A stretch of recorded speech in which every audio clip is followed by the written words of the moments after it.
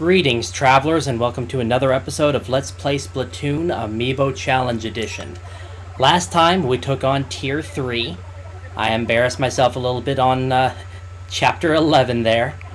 And this time, we get all timed missions. Although I guess we'll find out what that is when we get to it. I'm kind of hoping for timed. Anyway, spinning, spreaders, and Tier 4. This ought to be an interesting... I have way too much love for just being able to dive through these challenges. I like this. Yeah, it's cheap, but I don't care. Oh, I actually have to wait for one. Okay.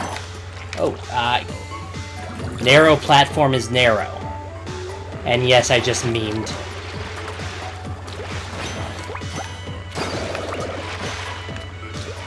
Oh, need it.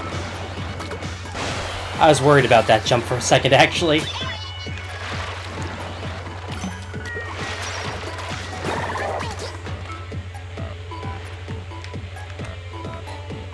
Ba-ba-ba.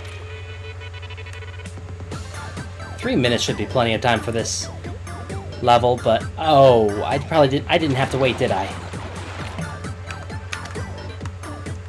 That's what we call accidental good timing. But anyway, as we approach the end of this, I've actually been thinking about what my next LP will be. I haven't quite decided, mainly because I have a few plans for the future that are going to be major projects. For example, in December I'm going to start... Oh, right.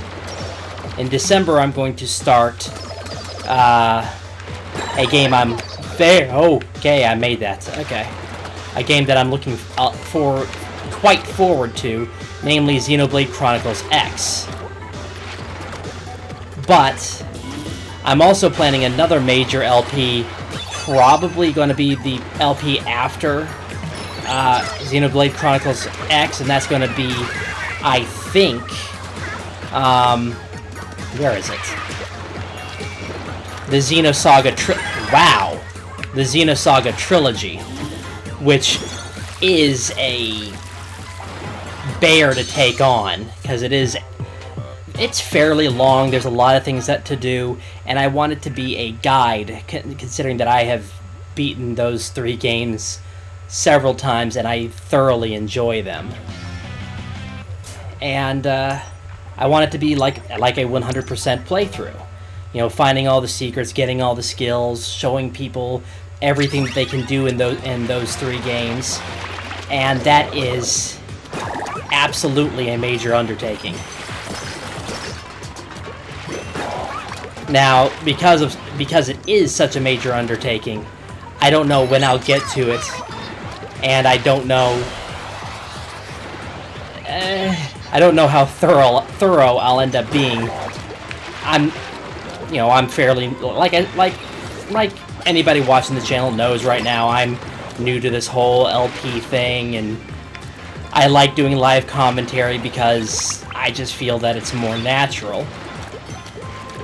Nothing against people who do post commentary, because you can incorporate a script, and that's probably where my weakest area is in fact committing to a script. I tend to bumble my words a lot more often when I script, which is one reason, beyond not having the recording software for it, that I don't post commentary, is because I mess up a lot when I have to read off of a script, and I have no idea why I have a harder time with script than ad-libbing like I am now. But anyway, Xenosaga Trilogy is one thing that I am looking forward to doing someday on this channel. I just don't know when. It will be definitely sometime after Xenoblade Chronicles X. That, by the way, is going to be a blind LP. I'm not going for 100% because I'm not going to be able to... They only give you 1 minute and 30 seconds for this? Oh. I'm probably going to have to go ahead and rush through this. Let's go ahead and skip that. Oh, okay, that's going to be... That's going to be interesting. Because there's actually some place... okay. I accidentally took that one out. Like right here, you have to.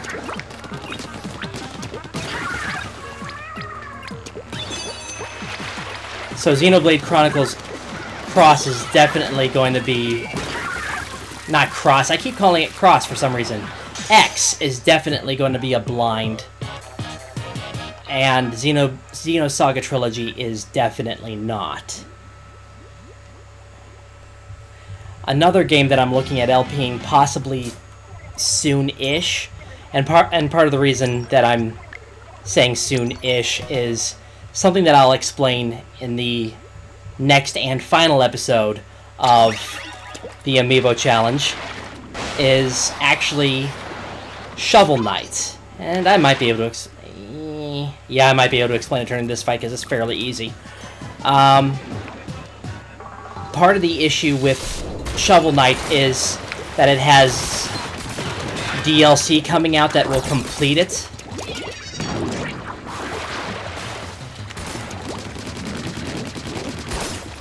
And it not being out is potentially an issue with actually LPing it. Because I'd like to be able to do the complete... oh.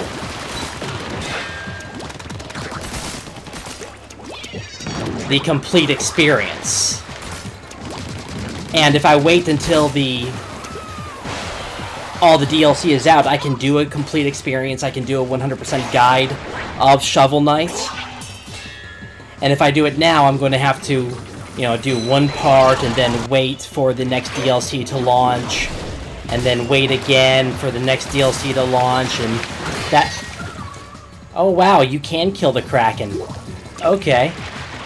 And that could end up being a potential weakness. And actually, because of the... get out of there.